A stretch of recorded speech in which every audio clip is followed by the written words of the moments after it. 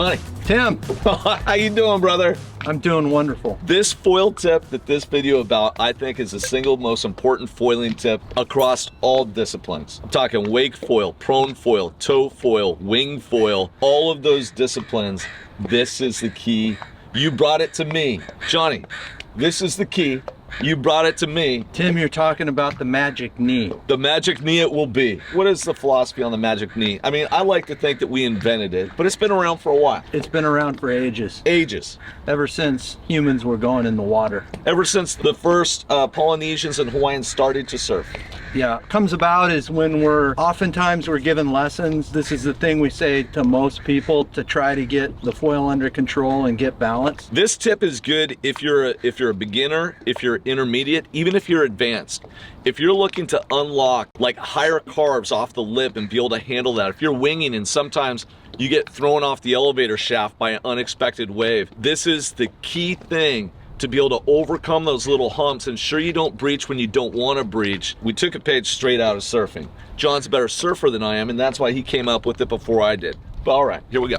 So a lot of times we'll give lessons, first timers, or even guys that are experienced foilers. So they're up and foiling and they're riding good, but a lot of people get locked in. Usually guys that are coming from another discipline, they're used to having their weight back on the fins, you know, and so a lot of times you'll see guys riding and they're foiling, and when they want to bend, this knee's straight, but it doesn't give you much control. And a lot of times with foiling, you want control over that front wing, so you want your weight forward. So really what it is when you're up and riding, you want this knee to be able to cant in this way. And what it does is it'll open up your hips, but it brings your hips forward over the board, and then you can come up and down this way. So when you're out there foiling, just make sure that that knee can come in. You know, it also keeps you level over the foil. If I'm here and I'm bending, my butt's going down, weight's coming over the back heel, it's gonna be really hard to control. So how you correct it? Make sure that knee's coming in, and that'll help through your turns. It's a more natural way for your knee to be. And if you see guys surfing, you see this a lot. And then when they're down in the barrel, they're getting their weight forward, they'll be down here and all that. So super important, really helps with your height control and also your lateral stability. Yeah, when you're out there riding, just make sure that that knee, it's comfortable to be able to come this way instead of just bowing out, because otherwise you're going to be limited. Some super specific instances.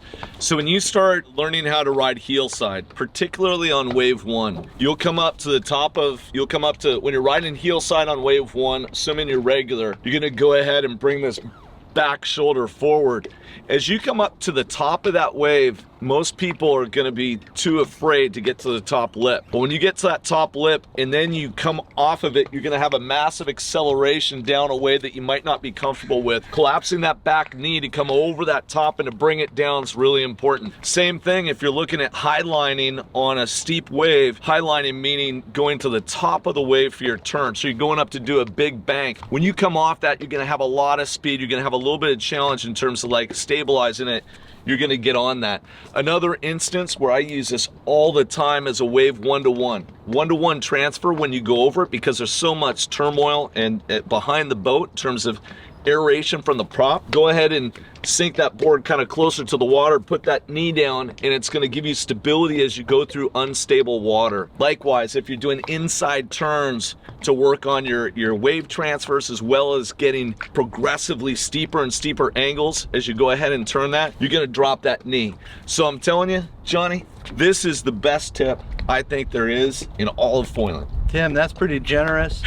I don't know if I go that far, but I will say it's a tip that we give to everyone. And yeah, once they get it, it changes. They're the light goes much off. more confident, and so I'm happy to share it. You're very humble about this tip. I'm going to credit it to you. I personally think it's the greatest one. So we're going to put some riding footage, and in the footage that follows, I want you to pay particular attention. We're both regulars, so pay particular attention to our right knee and what it's doing at these different points as we're carving. Perfect. All right, get out there and have a great time. Thanks so much for checking out this video. Let's do it, Johnny. Let's go. You.